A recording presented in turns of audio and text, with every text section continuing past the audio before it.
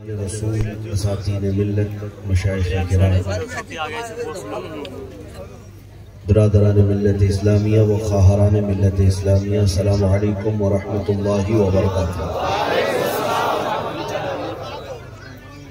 الحمدللہ الحنان المنان الذي خلق الإنسان وعلمه البيان، والصلاة والسلام على رسوله سيد الإنس والجان وعلى آله وأصحابه ذوي الخير والإحسان، أما بعد فأعوذ بالله من الشيطان الرجيم، بسم الله الرحمن الرحيم،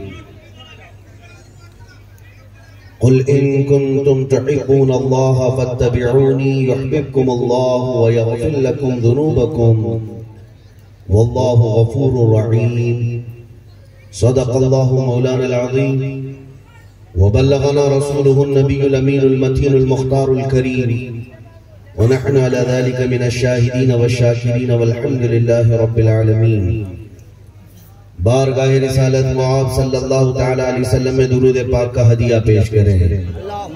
اللہم صلی علی سیدنا و مولانا محمد معدن الجود والکرم وآلہ واصحابہ الکرام وابنہ الکریم وبارک وسلم صلاة دائمتا سرمدا ابدا۔ کیا بنگال والے حضور پاک صلی اللہ تعالی علیہ وسلم کی شان میں اتنے نرم لہجے میں اور آہستہ سے درود پڑھتے ہیں؟ درود پاک سنائیں۔ اللہم صلی علی سیدنا مولانا محمد معدن الجود والکرم وآلہ واصحابہ الکرام وابنہ الکریم وبارک وسلم صلاة دائمتا سرمدا ابدا۔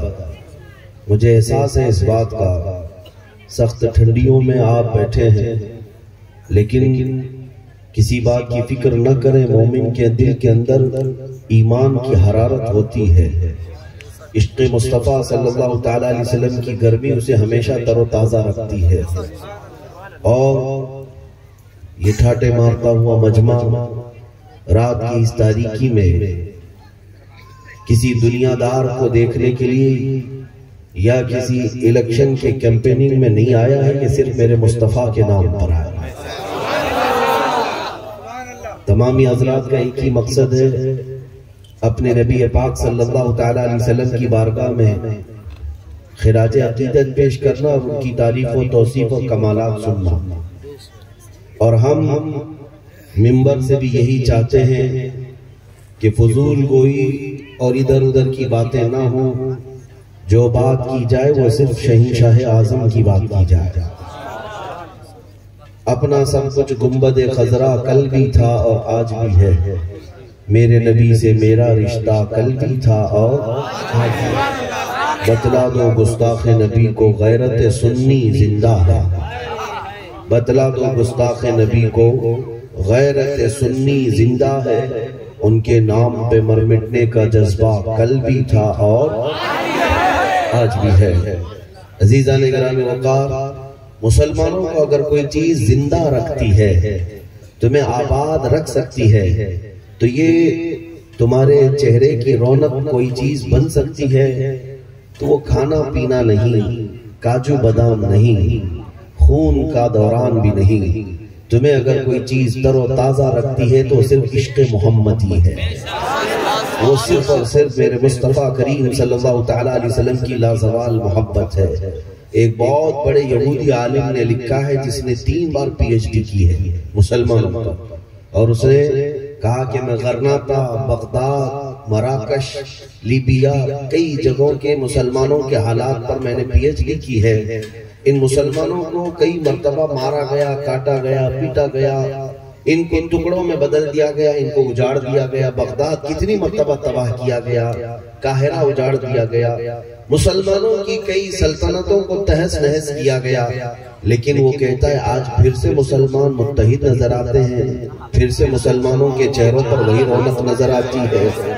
ان کو بڑی بڑی طاقتیں، چنگیز ہو، ہلاکو ہو، پتہ نہیں کون کون سے ظالم آئے، ان کے کھوپڑیوں سے مینار تک تعمیر کر دیا، ان کے خون سے دریائے دجلہ کو لال تک کر دیا، لیکن آج پھر ہم جس چپے میں بھی دیکھتے ہیں یہ مسلمان اپنی شان کے ساتھ نظر آتے ہیں۔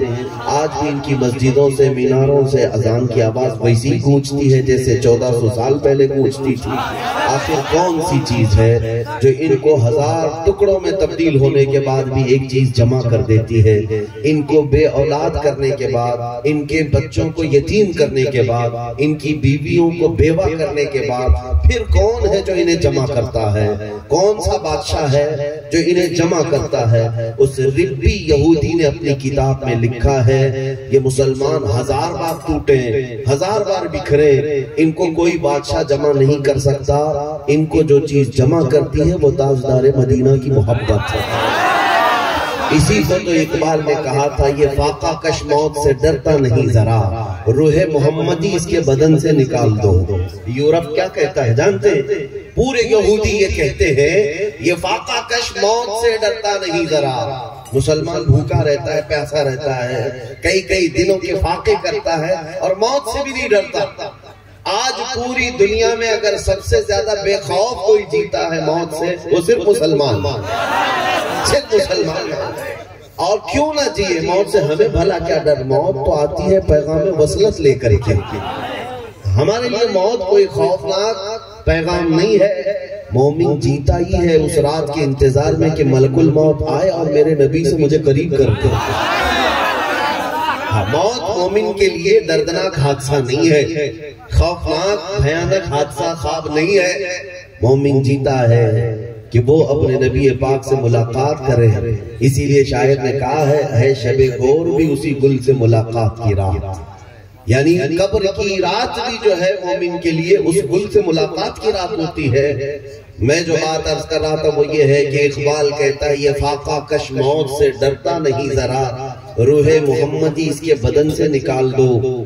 اسلام کو دے کر کے عجم کے، عرب کو دے کر کے عجم کے تخیلات، اسلام کو حجاز و یمن سے نکال دو۔ پوری یہودیوں نے یہ فیصلہ کیا کہ اگر ان کو ختم کرنا ہے دین سے تو ان کے چہرے نوچ کر کے نہیں، ان کی مسجدیں توڑ کر کے نہیں، ان کے بچوں کو قتل کر کے نہیں، یہ پھر آباد ہوتے رہیں گے۔ ان کو اگر ختم کرنا ہو تو ان کے سینے سے وہ محبت مصطفیٰ ختم کرو، یہ خود مر جائیں گے۔ آج دنیا اسی پر پوری طاقت صرف کر رہی ہے۔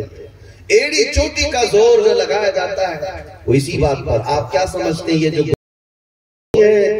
یہ صرف اور صرف انجانے میں ہونے والی، انونے میں ہونے والی نہیں، باضابطہ پری پلانڈ ہوتی ہیں، پورا منصوبہ بندی کے ساتھ۔ کروڑوں مسلمانوں کے ایمان کے بخار کو چیک کرنے کے لیے یہ میرے نبی کی شان میں توہین کرتے ہیں اور دیکھتے ہیں کہ ابھی ان کے اندر مر مٹنے کا جذبہ کتنا باقی ہے۔ پھر جب ہر جگہ سے آواز آتی ہے تو 100 سال کے لیے درندے پھر سو جاتے ہیں، پھر سوچتے ہیں کہ نہیں ابھی یہ مومن زندہ، ابھی یہ مسلمان زندہ ہے۔ جس دن مسلمان میرے نبی پاک کی شان میں توہین برداشت کرنے لگ جائے تو دنیا سمجھ جائے گی کہ یہ مرے ہوئے لوگ، یہ مرے ہوئے ہیں۔ اب ان کی مسجدیں کیا، خانقاہیں کیا، درگاہیں کیا، ان کے عورتیں بچے کیا، سب مٹا دو یہ کچھ نہیں کر سکیں گے۔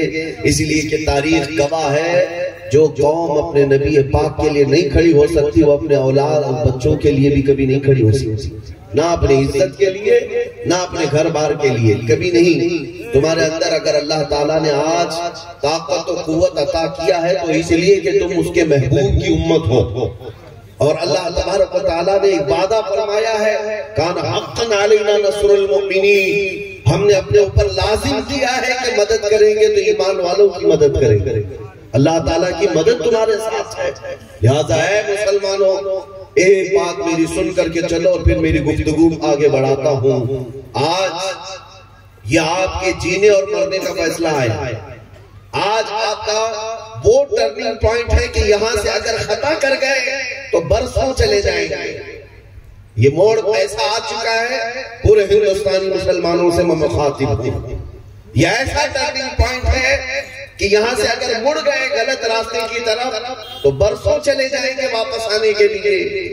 آج ایک بات کی طرف میں سب کو بیدار کرنا چاہتا ہوں، وہ یہ ہے کہ اگر اپنی اولاد کو یا اپنے ماتحتوں کو کوئی وصیت کر سکتے ہو تو یہ وصیت ضرور کر لے گا کہ بیٹا گھر میں اگر کھانا پانی نہ ملے تو صبر کر لینا، کپڑے نہ ملے صبر کر لینا، گھر جائیداد اگر تمہیں وراثت میں نہ ملی تو صبر کر لینا، دنیا کی کوئی کرسی اور تخت و طاقت نہ ملے صبر کر لینا، ہر نعمت کے نہ ملنے پر تم صبر کر سکتے ہو، لیکن اے مومنوں اپنی اولاد کو اپنے ماتحتوں کو یہ وصیت ضرور کرنا، ساری چیزیں نہ ملے صبر کر لینا، صبر کر لینا۔ اسلام صبر کی تلقین دیتا ہے، لیکن مصطفیٰ کریم کی عزت پر توہین ہو تو کوئی صبر نہ کرنا، کوئی کمپرومائز نہ کرنا، یہاں مصلحتیں اور حکمتیں بیچ میں نہیں لانا۔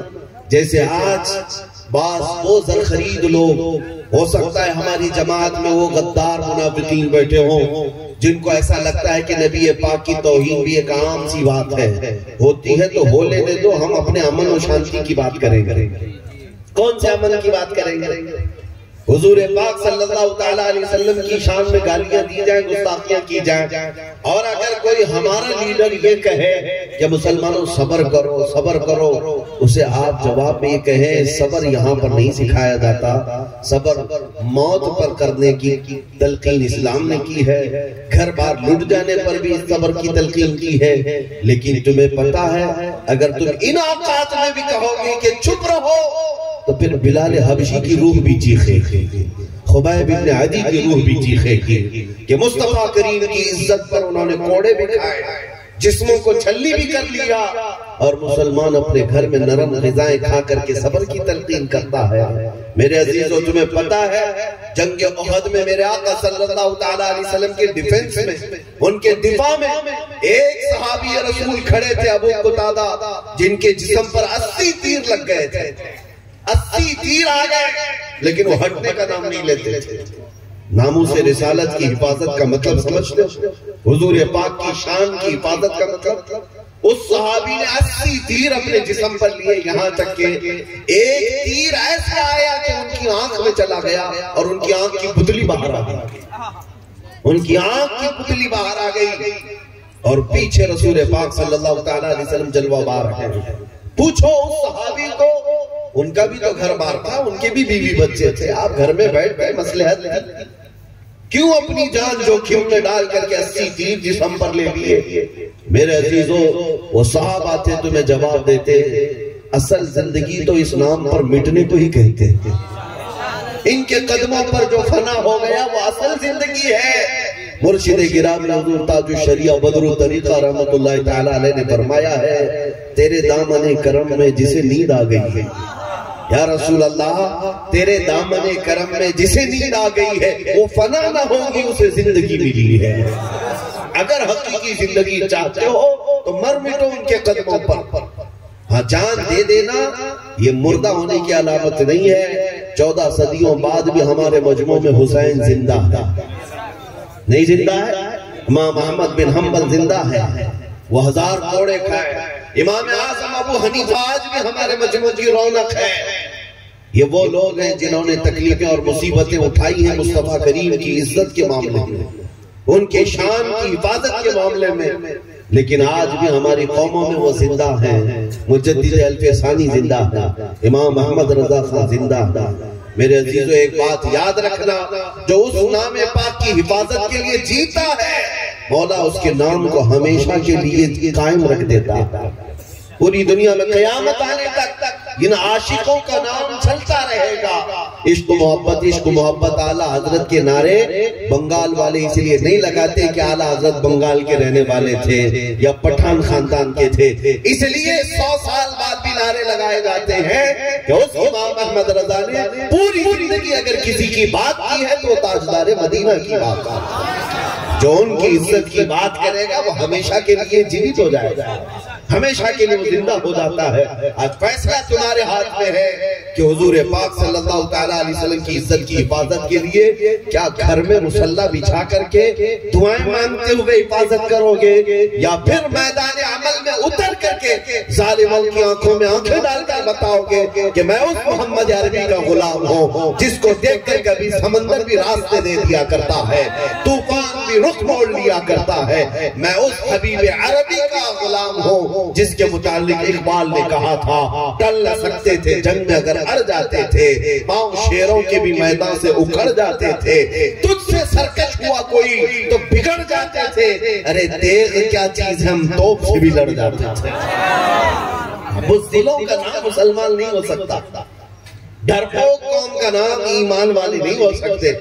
ایمان لاتا ہے بشاشت قلب، ایمان لاتا ہے بے خوفی دنیا سے، کیونکہ مسلمان جب سجدے میں جاتا ہے تب اللہ اکبر کہتے جاتا ہے، جب سجدے سے اٹھتا بھی ہے تو اللہ اکبر کی صدا لگاتا ہے۔ کیا مطلب ہے؟ مسلمان کا ایمان صرف اتنا ہے کہ اگر کوئی بڑا ہے تو صرف اللہ بڑا، اللہ سب سے بڑا ہے۔ جو مسلمان اللہ کو سب سے بڑا مانتا ہے وہ پھر دنیا کی طاقت کو بڑا کبھی تسلیم نہیں کر سکتا۔ ہاں طاقتیں آتی رہیں گی جاتی رہیں گی، تخت پر کوئی موزی آتا رہے گا جاتا رہے گا، لیکن اے مسلمانوں تم اپنے ایمان کے ساتھ کل بھی زندہ تھے، آج بھی زندہ اور زندہ رہو۔ اسلام کسی کے باپ دادا کی صرف جاگیر نہیں ہے، یا ایک کسی محلے کے دین کا نام نہیں ہے، یہ صرف اور صرف چند بچوں کے درمیان موجود نعروں کا نام اسلام نہیں ہے۔ اسلام اس عظیم درخت کا نام ہے جس کی شاخیں اوج ثریا پر ہیں، جس کی جڑیں تحت الثری میں۔ اب توجہ چاہتا ہوں میرے عزیزوں، نبی پاک صلی اللہ تعالیٰ علیہ وسلم کی بارگاہ کی طرف میں آپ کو لے جانا چاہتا ہوں۔ دنیا آج پھر سے تمہیں چیک کر رہی ہے، دنیا جگہ جگہ تمہیں ناپ رہی ہے کہ محمد عربی کے غلام کتنی تعداد میں زندہ ہیں، کتنی تعداد میں زندہ ہیں۔ آپ کیا سمجھتے ہیں یہ جو آپ کے نعرے ہیں یہ صرف اسٹیج ہلانے کے لیے ہیں؟ آپ کے جو نعرے لگتے ہیں باطل قوتوں کے دلوں میں زلزلے آنے لگتے ہیں، ہاں ان کے دیواریں مسمار ہونے لگتی ہیں۔ آپ یہ ہرگز نہ سمجھیں کہ مؤذن جو مینار سے اللہ اکبر کی صدائیں بلند کرتا ہے وہ صرف ہمیں نماز کے لیے بلاتا ہے۔ یقیناً ہم نماز کے لیے بلائے جاتے ہیں، لیکن کافروں کے دلوں کے اندر ایک زلزلہ بھی پیدا ہوتا ہے۔ دشمنان اسلام کے قلعے نیست و نابود ہوتے رہتے ہیں۔ اس لیے میں آپ سے کہتا ہوں تم ہرگز کمتر محسوس نہیں کرنا اپنے آپ کو، احساس کمتری میں مت جینا۔ آج بہت سارے لوگوں نے ہو سکتا ہے تمہیں نا امید کر دیا ہو۔ مسلمانوں کے پاس کیا ہے آج؟ مسلمانوں کے پاس کیا ہے؟ نہ ان کا کوئی سیاسی شعور ہے یہاں پر، نہ ان کے پاس کوئی بڑی قیادت ہے، نہ ان کے پاس کوئی بڑی دولت ہے، نہ عہدے ہیں، نہ ڈپارٹمنٹ ہے، سب تو دوسروں کے پاس ہے۔ ان کے پاس کیا ہے؟ اگر کوئی ایسی نا امیدی کی بات کرتا ہے تو میں اس سے کہتا ہوں شرم کرو میاں، 313 تھے تب وہ نہیں گھبراتے تھے، تم کروڑوں کی تعداد میں ہو۔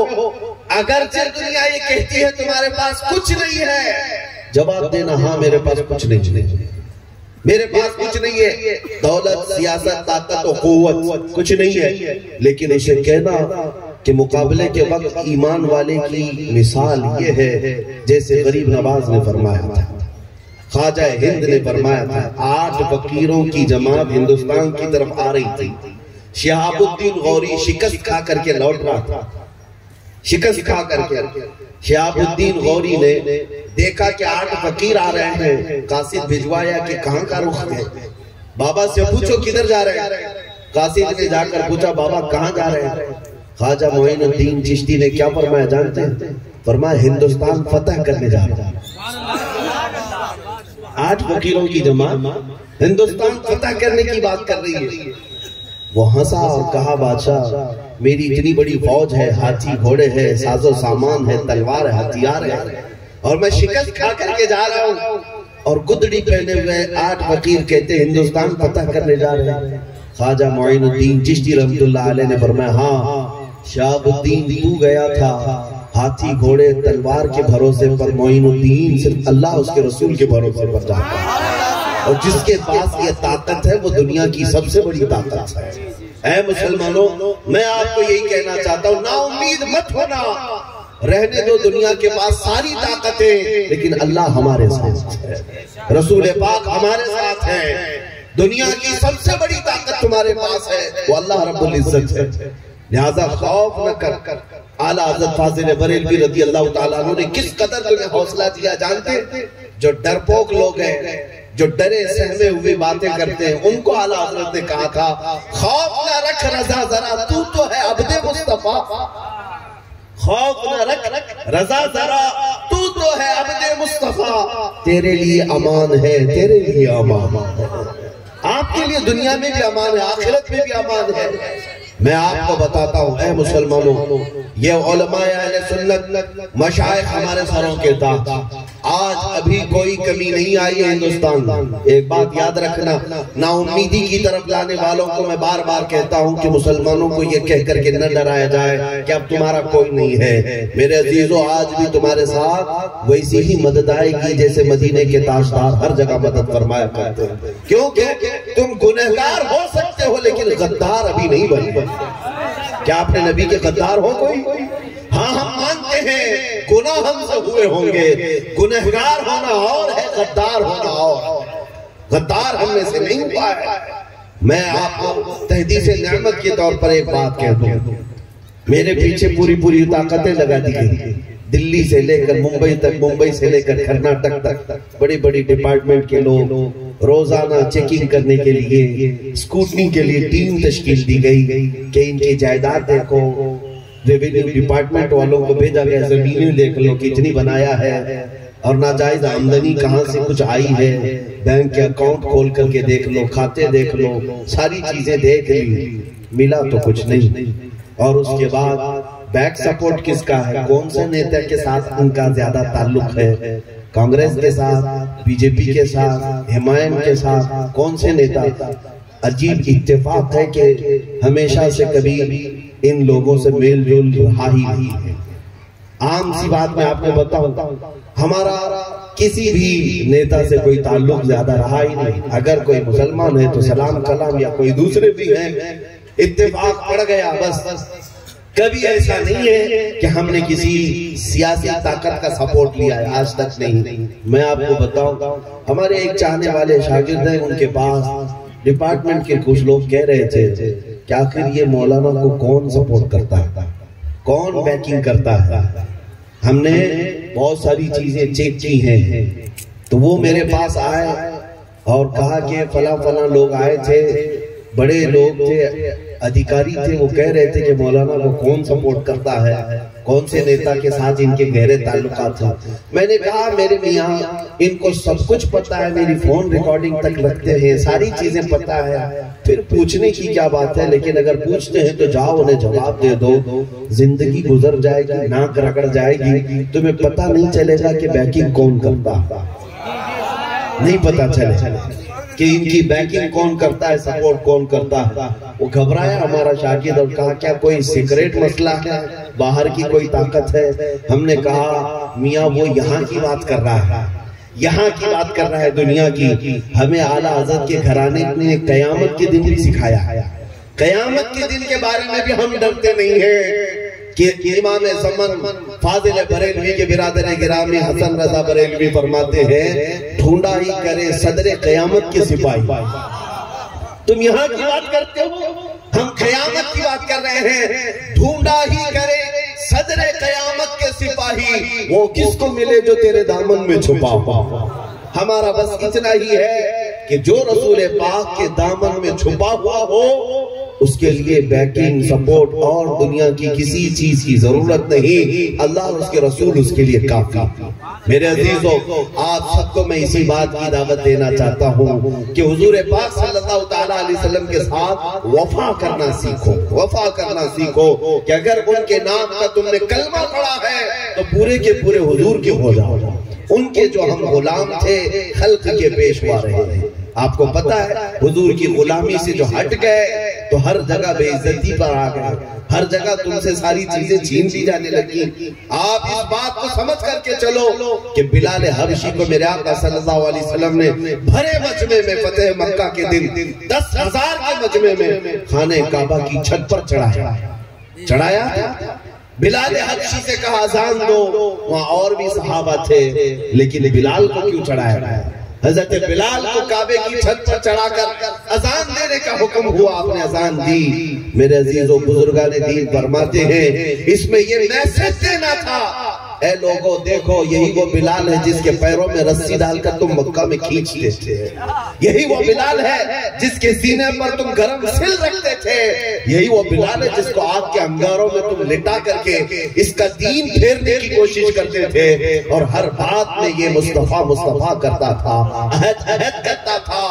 آج آؤ اے دنیا والوں دیکھو جس نے مصطفیٰ کی محبت میں اپنی پیٹھ پر زخم کھایا ہے، مولا تعالیٰ نے اس کو کعبے کی چھت پر پہنچایا۔ تمہارا یہ مقام ہے اے مومنوں، ان کی محبت میں، ان کی یاد میں جس نے تکلیفیں بھی اٹھائی، مولا اسے عروج بخشتا ہے، اسے بلندیاں عطا کرتا ہے، پھر اس کی بلندی تک کوئی پہنچ بھی نہیں سکتا۔ اسی لیے صحابہ نے کہا تھا جب تک بکے نہ تھے تو کوئی پوچھتا نہ تھا، جب تک بکے نہ تھے تو کوئی پوچھتا نہ تھا، یا رسول اللہ تم نے خرید کر ہمیں انمول کر دیا، اگر تم انمول ہونا چاہتے ہو دنیا میں ایک بار بازار مصطفیٰ میں بک جاؤ، حضور کے ہو کر کے رہ جاؤ، پھر دنیا تمہاری قیمت نہیں لگا سکتی۔ تمہاری بڑی بات ہے جوتیوں کی بھی قیمت نہیں لگا سکتی، حضور کے ہو کر کے دکھاؤ۔ آج مجھے افسوس اس بات کا ہے کہ وہ نوجوان جو لبیک یا رسول اللہ کے نعرے میں لگاتا ہے، میرے مصطفیٰ پر مر مٹنے کے دم بھرتا ہے، ہم میں سے ہر کوئی یہ کہتا ہے کہ یا رسول اللہ میری جان آپ کے لیے حاضر ہے، لیکن میں آپ سے پوچھنا چاہتا ہوں اے نوجوانوں، حضور پر جب جان دے سکتے ہو تو کچھ گناہ کیوں نہیں چھوڑ سکتے؟ وہ گناہ جنہوں نے تمہیں رسول پاک سے دور کر رکھا ہے، اپنے محلوں میں اپنے گھروں میں کیوں انہیں بسا کر کے رکھے ہو؟ کیا مسلمان کی یہ شان ہے کہ وہ سوئے تو گانے کی دھن پر سوئے، اٹھے تو گانے بجاتے ہوئے اٹھے؟ کیا یہ مسلمان کی شان ہے کہ اس کے ہاتھ میں تاش کے پتے آئے؟ کیا یہ ایک غلام مصطفیٰ کی شان ہے کہ شراب کی بوتلیں اس کے ہاتھ میں آئے، گالی گلوچ اس کی زبان سے نکلے؟ کیا یہ مسلمان کی شان ہے کہ وہ نکڑ پر کھڑے ہو کر کے عورتوں کے اوپر نظر دوڑائے، کسی کے گھر کی عزت کو تار تار کرے؟ ہرگز نہیں ہو سکتا، ہرگز نہیں ہو سکتا۔ تو پھر اس کا مطلب یہ ہے کہ تم راستہ بھٹک رہے ہو اور میرے مصطفیٰ سے بے وفائی کرنے جا رہے ہو۔ حضور پاک صلی اللہ تعالیٰ علیہ وسلم کا وفادار، میں آپ کو بتاؤں وہ لوگ جو پہلے مکہ میں عورتوں کی عزت لوٹ لیا کرتے تھے اور نیلام کرتے تھے بازاروں میں عورتوں کو لا کر، لیکن میرے مصطفیٰ کریم صلی اللہ علیہ وسلم نے ایسا انقلاب لایا، ایسا انقلاب۔ حضرت ابوبکر صدیق کے زمانے میں، یہ ایکو بند کر دیں، حضرت ابوبکر صدیق رضی اللہ تعالیٰ عنہ کے زمانے میں ایک خاتون ہے، وہ یمن جانا چاہتی ہے، یمن جانا چاہتی ہے، اس نے ایک چٹھی بھیجی ابوبکر صدیق کے نام پر کہ مجھے صحیح سلامت یمن جانے تک کا راستہ دے دیا جائے، یہ مسلمانوں سے مجھے ڈر لگ رہا، یہودی عورت ہے۔ حضرت ابوبکر صدیق نے 2 جوان صحابہ کو اس کے حوالے کر دیا، ایک اونٹنی دے دیا، کہا کہ اس خاتون کو صنعا یمن پہنچنے تک تم اس کی نگہبانی کرو۔ یہ 2 جوان تھے، وہ عورت کے ساتھ ہو گئے۔ عورت کہتی مجھے ڈر لگنے لگا کہ یہ مسلمان ہیں، پتہ نہیں کیا کر دیں گے میرے ساتھ، اور راستے میں مجھے پکڑ کر مار دیں یا کیا ہو جائے گا۔ عام طور پر جو لوگوں کا ذہن بنا ہوا تھا، یہودی خاتون یہ کہتی رہی، اور یہ دونوں نوجوانوں نے اسے اونٹ پر سوار کیا، مدینے سے یمن کے راستے تک چل پڑے۔ جب بیچ میں کوئی چوکی آتی، چیکنگ پوائنٹ آتا، تو وہاں پر بھی صحابہ ہوا کرتے، وہ پوچھتے کون ہے اوپر اور تم کس طرف جا رہے ہو؟ یہ دونوں نوجوان صحابی کہتے ہم خلیفہ رسول ابوبکر صدیق کے ساتھ کے حکم پر آئے ہیں، اور اوپر ایک خاتون ہے جو ملک یمن جانا چاہتی ہے۔ تو اوپر آنکھ اٹھا کر کے بھی کوئی وہاں سے نہیں دیکھتا تھا، آنکھ بھی نہیں اٹھاتے۔ اس طرح یہ راستہ طے ہو گیا، یمن آ گئی وہ عورت۔ توجہ چاہتا ہوں، جب یمن پہنچی تو اپنے خاندان والوں کو جمع کر کے کہتی ہے اے لوگو آؤ، میں ایک بات آج تمہیں بتا دوں، میں مدینے سے گھبرا کر کے نکلی تھی کہ کہیں مسلمان میری عزت پر حملہ نہ کرے، میں اپنے خاندان میں آنا چاہتی تھی یمن میں، لیکن آج تم سب کے سب گواہ ہو جاؤ، ان 2 جوانوں کو میں نے پورے سفر میں دیکھا، اتنے دنوں کے سفر میں ایک آنکھ اٹھا کر کے بھی انہوں نے میرے چہرے کی طرف نہیں دیکھا۔ آج تم سب گواہ ہو جاؤ کہ میں واپس یمن میں نہیں مدینے جا کر رہنا چاہتی ہوں اور اسلام کے دامن میں رہنا چاہتی ہوں، اس لیے کہ مجھے اگر کوئی عزت کی حفاظت دے سکتا ہے تو محمد عربی کا غلام ہی دے سکتا ہے۔ میرے عزیزوں،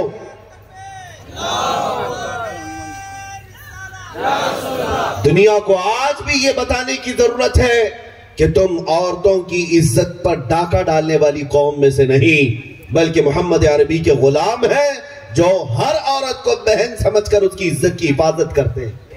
یہ دوسروں کے دلوں میں اگر محبت آ سکتی ہے تمہارے اخلاق سے آئے گی، مصطفیٰ کریم صلی اللہ تعالیٰ علیہ وسلم کی پیروی کرنے سے آئے گی۔ مجھے وہ بات بھی یاد آتی ہے، آج ان دجالی میڈیا کو پروپیگنڈا کرنے دو، تمہارے متعلق ہزار پروپیگنڈا کرنے دو کہ یہ آتنکوادی ہیں، یہ دہشت گرد ہیں، یہ ٹیررسٹ ہیں، ان کو سوئی بھی ملے تو بم لگنے لگ جائے، ان کو 8 سال کا بچہ بھی بڑا مجاہد لگنے لگ جائے۔ ان کے حالات یہی ہیں، انہوں نے ایڑی چوٹی کا زور لگایا ہے اور اسی بات پر قسم کھا کر بیٹھے ہیں کہ اگر بگاڑیں گے کسی کا چہرہ تو صرف مسلمان کا بگاڑیں گے۔ ان کو ہزار کوششیں کرنے دو، لیکن اے مسلمانوں، اخلاق و کردار تو تمہارے ہاتھوں میں ہے، محبت کے طریقے اور سلیقے تمہارے ہاتھوں میں ہے۔ افغانستان کی سرزمین کی بات کر رہا ہوں، 2012 میں 2012 آج سے تقریباً 8-9 سال پہلے کی بات، کہ وہاں پر نیٹو فوجیں اپنی قدم جمائی ہوئی ہیں، ہر ملک کی فوجیں وہاں پر، ان پر رسہ کشی چل رہی تھی، طاقت کے بل بوتے پر امریکہ، یورپ، پتہ نہیں کتنی فوجیں وہاں پر موجود تھی۔ ایک ایسا انسیڈنٹ، ایک ایسا واقعہ پیش آیا، ایک خاتون رپورٹر ہے، وہ امریکہ کی رہنے والی، جو رپورٹنگ کرنے کے لیے افغانستان کے میدان میں گئی تھی۔ کیا حالات دیکھیں، وہ روزانہ رپورٹنگ کرتی تھی کہ کہاں کیا کیا حالات ہیں۔ نیوز والی ایک عورت صحافیہ، لیکن اس کے ساتھ ایک دن ہوا یہ کہ شام کا وقت تھا، وہ ایک جگہ سے اکیلی آ رہی تھی، 2 یا 4 فوجیوں نے اس پر حملہ کر دیا، اور وہ فوجی کوئی وہاں کے نہیں تھے، یہ نیٹو افواج میں سے تھے۔ انہوں نے اسے پکڑنے کی کوشش کی اور اس کے کپڑے پاڑ رہے تھے، وہ کسی نہ کسی طرح اپنی ہوس کا شکار اسے بنانا چاہتے تھے، لیکن وہ عورت نے چیخ پکار کیا تو اچانک 2 نوجوان جو مسجد کی طرف جا رہے تھے، مسلمان تھے، وہ دوڑتے ہوئے آئے، تو جیسے ہی وہ آئے وہ فوجی اپنے راستے چلے گئے، کیونکہ عزت کا معاملہ تھا، آواز اٹھنے لگ گئی تھی۔ 2 ہی نوجوانوں نے اس خاتون کو پکڑا اور لے جا کر کے ایک کمرے میں بٹھا دیا۔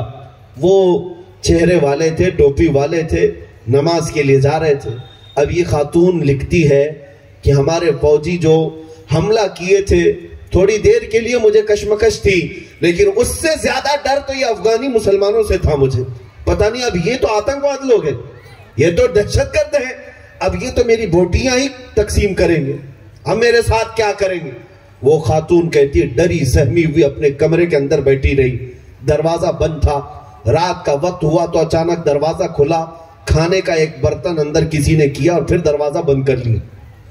میں نے کھانا کھا لیا، تھوڑی دیر کے بعد پھر دروازہ کھلا، عورتوں کے زنانہ لباس کسی نے اندر کیے اور پھر دروازہ بند کر لیا۔ میں نے نہیں دیکھا کون آ رہا ہے کون جا رہا ہے، کھانا بھی آیا، کپڑے بھی آئے، میں اسی کمرے میں کھانا بھی کھائی، کپڑے بھی پہنے۔ دوسرا دن آیا، برابر وقت پر دروازہ تھوڑا کھلتا اور کھانا آتا پھر بند ہو جاتا۔ یہی وہ 2 نوجوان تھے جو ہر وقت کھانا پہنچا رہے تھے لیکن دروازہ کھول کر دیکھ نہیں رہے تھے۔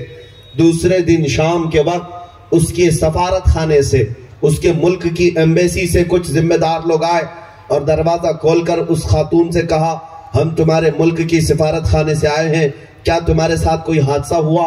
اس عورت نے حادثہ لکھایا، رپورٹ لکھایا، اور اس سفارت خانے سے آنے والے نے کہا اے خاتون، ان 2 جوانوں کا شکر ادا کر کہ یہ ہمارے سفارت خانے تک پہنچ کر کے تیری خبر کیے ہیں، اور ان جوانوں نے ہم سے یہ وعدہ لیا ہے کہ جب تک تجھے ملک تک حفاظت سے نہ پہنچائیں گے اس دن تک یہ محنت کرتے رہیں گے۔ وہ خاتون کہتی ہے میں ان جوانوں کو نہ جانتی تھی نہ پہچانتی تھی، نہ ان سے میرا کوئی رشتہ تھا نہ کوئی ناتا تھا، لیکن انہوں نے میری عزت کی حفاظت کی، یہاں تک کہ وہ خاتون اپنے ملک پہنچی اور اس کے بعد اس نے اخبار میں ایک آرٹیکل لکھا تھا آج سے 8-9 سال پہلے کی بات کر رہا ہوں، وہ عورت کہتی ہے بچپن سے میرے دماغ میں یہ ڈالا گیا تھا کہ مسلمان وحشی ہوتا ہے، مسلمان آتنک کی طرف بڑھتا ہے، مسلمان عورتوں کی عزت پر حملہ کرتا ہے، لیکن اے لوگوں یہ دنیا جھوٹ بولتی ہے، یہ میڈیا پروپیگنڈا کرتی ہے۔ میں خود صحافیہ ہوں، میں خود رپورٹر ہوں، میں نے افغان کی سرزمین پر دیکھا ہے حملہ کرنے والے کوئی اور تھے، حفاظت کرنے والے تو محمد کے غلام تھے صلی اللہ تعالی علیہ وسلم۔ میرے عزیزوں آج بھی دنیا جانتی ہے کہ اخلاق و کردار میں اگر کوئی سچا ہو سکتا ہے وہ ایک ایمان والا ہو سکتا ہے، بس شرط اس بات کی ہے جس کو اقبال نے بار بار کہا تھا کہ محمد سے وفا تو نے تو ہم تیرے ہیں، یہ جہاں چیز ہے کیا لوح و قلم تیرے۔ دنیا آج تمہارے قدموں میں آنے کو تیار ہے، لیکن وفا تو کرو اس محمد عربی سے صلی اللہ تعالی علیہ وسلم۔ عزیزان گرامی وقار، ایک دو نہیں کئی ایسے حادثات ہوئے جس میں دنیا یہ دیکھنا چاہتی ہے کیا وہ امانت اب بھی باقی ہے مسلمانوں، کیا وہ اخلاق و کردار آج بھی باقی ہے مسلمانوں میں۔ تمہیں ثابت کرنے کی ضرورت تھی، اپنے محلوں سے، اپنے مجمع سے، اپنے معاشرے سے ان ناسوروں کو ختم کرو جو تمہیں تاجدار مدینہ سے دور کر رہے ہیں، جو تمہیں اپنے نبی سے دور کر رہے ہیں۔ ان تمام بے حیائیوں کو اپنے معاشرے سے نکالو۔ حضور پاک صلی اللہ تعالی علیہ وسلم کی محبت میں جینے مرنے والا مسلمان کبھی ایسی چیز کو اپنے گھر میں پنپنے نہیں دے سکتا جو اسے مصطفیٰ کی رضا میں خلل پیدا کرے۔ آج آپ کو ایک مثال دیتا ہوں، گانے، باجے، ٹیلی ویژن، عورتیں مکمل زندگی یہ سمجھ بیٹھی ہیں کہ سیریل کبھی ناغا نہیں ہونا چاہیے، قضا نہیں ہونا چاہیے، چاہے نمازیں چھوٹتی ہیں چھوٹنے دو، فلم کبھی چھوٹنا نہیں چاہیے۔ نوجوان بچوں کے حالات یہ کہ رات کے وقت ان کے ہاتھوں میں موبائل آیا اور گیم کھیلتے کھیلتے صبح ہونے لگ گئی، فجر کی اذان اور نماز کی طرف دنیا کے متقی چلے گئے، لیکن یہ رات بھر گیم کھیلنے والا اپنے بستر پر پیر پسارے سو گیا، اسے احساس تک نہیں کہ اسے اللہ تبارک و تعالیٰ بلا رہا ہے، اس کے نبی پاک کی آنکھوں کی ٹھنڈک نماز میں ہے۔ میرے عزیزوں جن چیزوں نے تمہیں میرے مصطفیٰ سے دور کر رکھا ہے ان چیزوں سے تمہیں نفرت آج کرنی ہوگی، آج ان کو اپنی زندگی سے دور کرنا ہوگا۔ جنگ بدر کا وہ واقعہ مجھے یاد آتا ہے، دو چھوٹے سے بچے حضور کے پاس روتے ہوئے آئے، دو چھوٹے بچے 13 سال اور 15 سال کی عمر ہے، معاذ اور معوذ رضی اللہ تعالیٰ عنہما۔ جانتے ہیں کیوں آئے تھے؟ بدر کے میدان میں حضور پاک صلی اللہ علیہ وسلم مجاہدین صحابہ کی صفیں لگا رہے ہیں جنگ کے لیے، دو چھوٹے بچے آ کر کہنے لگے ہمیں بھی جنگ میں جانے کی اجازت دی جائے۔ میاں یہ کرکٹ کھیلنے کی بات نہیں، کسی والی بال اور فٹ بال کی بات نہیں، جان ہتھیلی پر لے جانے کی بات ہے۔ اور ظاہر سی بات ہے جب جنگ کے میدان میں کوئی پہنچتا ہے تو پتہ نہیں کہاں سے تیر چلے اور کب کس کی گردن پر تلوار آئے، لیکن وہ دو بچے روتے ہوئے حضور کی بارگاہ میں آئے، ہمیں جانے کی اجازت دی جائے۔ بچوں پر جہاد فرض نہیں، حضور پاک صلی اللہ تعالی علیہ وسلم نے ان کے اس جذبے کو دیکھ کر فرمایا ٹھیک ہے جاؤ، تمہیں اجازت دی جاتی ہے۔ میں تفصیل میں نہ جاتے ہوئے مختصر بتا رہا، جب یہ میدان میں آئے حضرت عبد الرحمن بن عوف کہتے ہیں، چھوٹے بچوں کی بات کر رہا ہوں، یہ تلواریں لہراتے ہوئے آئے اور پوچھنے لگے چچا جان ابو جہل کس کا نام؟ یہ چھوٹے بچے پوچھتے ہیں ابو جہل کس کا نام؟ حضرت عبد الرحمن بن عوف کہتے ہیں میں نے ان بچوں سے کہا بیٹا تم اس کا کیا کرو گے، وہ سردار قریش ہے، وہ مکہ کا بڑا پہلوان ہے، اس کا تم کیا کرو گے؟ وہ بچے کہتے ہیں سنا ہے ہمارے آقا کی شان میں گالیاں دیتا ہے، حضور کی شان میں گستاخی کرتا ہے، ہم نے دیکھا تو نہیں لیکن آج ہم اس کا مقابلہ کریں گے۔ یہ کون سے گھر کے بچے تھے، کون سے گھر کے بچے تھے جو اپنے نبی پاک کی شان میں کوئی توہین برداشت نہیں کر سکتے؟ 13 سال اور 15 سال کی عمر کیا ہوتی ہے میاں؟ لیکن عبد الرحمن بن عوف صحابی رسول کہتے ہیں مجھے ان کی بات پر ہنسی آئی، لیکن اتفاق تھا کہ ابو جہل سامنے سے گزر رہا تھا گھوڑے سے۔ میں نے ان بچوں سے کہا یہی وہ مردود ہے جس کو تم تلاش رہے ہو، یہی وہ مردود ہے جو سردار قریش ہے۔ حضرت عبد الرحمن کہتے میری بات ابھی مکمل بھی نہیں ہونے پائی تھی کہ یہ بچے چیل کی طرح اس پہ جھپٹ پڑے، جھپٹ پڑے. یہ دونوں چھوٹے سے بچے ایسے تیزی سے اس کے پاس گئے. ابو جہل کا احساس بھی نہیں تھا کہ کوئی بچہ اس کے قریب آ سکتا ہے. ایک بچے نے گھوڑے کی ٹانگوں پر تلوار ماری, گھوڑا زمین پر آیا اور دوسرا ابو جہل کے سینے پر سوار ہو گیا اور دونوں نے ہاتھ پکڑ کر کے اس کی گردن الگ کر دی. اور انہیں اگر کافروں کو مارا تھا تو ان بچوں نے پورے کفر کو مارا, پورے کفر کو مارا. دنیا نے تاریخ لکھی ہے, ایک کسان صحابی کے بیٹے, کسانی کرنے والے صحابی کے دو چھوٹے بیٹے جنہوں نے پورے طاغوتی طاقت کو ختم کیا تھا, جو ہمیشہ مصطفیٰ کریم کو ایذا دیتا تھا, اسے فنا فی النار کیا. اب سنو میرے عزیزوں, ان بچوں نے یہ بڑا کردار تو کیا ہی ہے. یہ آسان سی بات نہیں. جنگ کے میدان میں کسی پہلوان کو پچھاڑ دو یا اسے ہلاک کر دو اور اس کا خاندان تمہیں چھوڑ دے گا, اس کی فوج تمہیں چھوڑ دے گی, ایسا نہیں ہو پائے گا. ابو جہل کو قتل ہوتے دیکھ کر پورے کافروں میں ایک سنسنی پھیل گئی اور لوگ جوک در جوک آنے لگے. ایک ظالم کافر آیا اور یہ دونوں بچوں میں سے ایک بچے کے مونڈھے پر تلوار مار دی, یہاں کندھے پر تلوار ماری. ان میں سے جو بڑے صاحبزادے تھے معاذ رضی اللہ تعالیٰ عنہ, ان کے کندھے پر ایسی تلوار ماری کہ ہاتھ الگ ہو گیا, بغل کی چمڑی سے لٹکنے لگ گیا. بس بغل کے اندر کی جو چمڑی تھی اس سے ہاتھ لٹک رہا تھا اور ہاتھ پورا کٹ گیا ہے. لیکن دیکھو اس جذبے جوانی کو, اس جوان بچے نے تلوار نہیں پھینکی, بائیں ہاتھ میں تلوار اٹھائی اور میدان میں پھر آ گیا, میدان میں پھر آ گیا. کندھے سے خون رس رہا ہے اور میدان میں وہ بائیں ہاتھ میں لے کر واپس کھڑا ہو گیا. فرماتے ہیں صحابہ کہ جب وہ لڑنے کے لیے آنے کی کوشش کرتا تو یہ ہاتھ لٹک کے سامنے آ جاتا.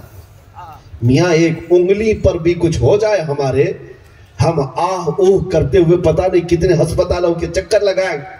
ہڈی اگر سرک جائے تو کتنے دن تک تو پٹی باندھ کر کے گھومیں, ہاتھ میں پٹی اور گلے میں پھندا ڈال کر گھومتے رہے. جس بچے کا پورا مونڈھے سے ہاتھ الگ کیا گیا ہو وہ بدر کے میدان میں بائیں ہاتھ میں تلوار لے کر آتا رہا. جو بات مجھے کہنی تھی, جس غرض سے میں نے اس واقعے کو چھیڑا تھا, وہ توجہ چاہتا ہوں, اس نقطے پر میں آتا ہوں. بائیں ہاتھ سے تلوار چلاتا تھا تو یہ ہاتھ سامنے آتا تھا, لٹک لٹک کر کے آ جاتا تھا. لیکن جانتے ہیں بھرے مجمع میں اس بچے نے کیا کیا؟ دیکھا کہ یہ ہاتھ بار بار لٹک کر آ رہا ہے, اپنے پیر میں ہاتھ کو دبایا اور کھینچ کے نکال دیا, الگ کر دیا. اس سے کسی نے کہا, تو جانتے ہو بچے نے کیا کہا, مجھے اس ہاتھ کی ضرورت نہیں جو اللہ اس کے رسول کی رضا میں خلل پیدا کرتا ہے. مجھے اس ہاتھ کی ضرورت نہیں جو اللہ اس کے رسول کی رضا میں خلل پیدا کر رہا ہو. میرا وقت برباد کر رہا تھا, یہ ہاتھ میں نے اس کو الگ کر دیا. یہ تھے محمد عربی کے وفادار بچے جنہوں نے اپنے جسم کے پارٹ کو الگ کر دیا اگر خلل پیدا کرتا ہو. اور تم نے زندگی میں نہ جانے کتنے آلات لف و لعب لا کر رکھ لیا.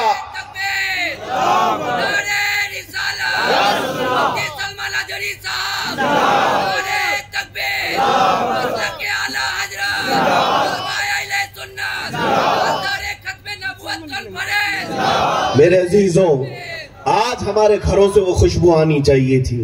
آج ہمارے گھروں سے یہ بچے کہاں کے تھے؟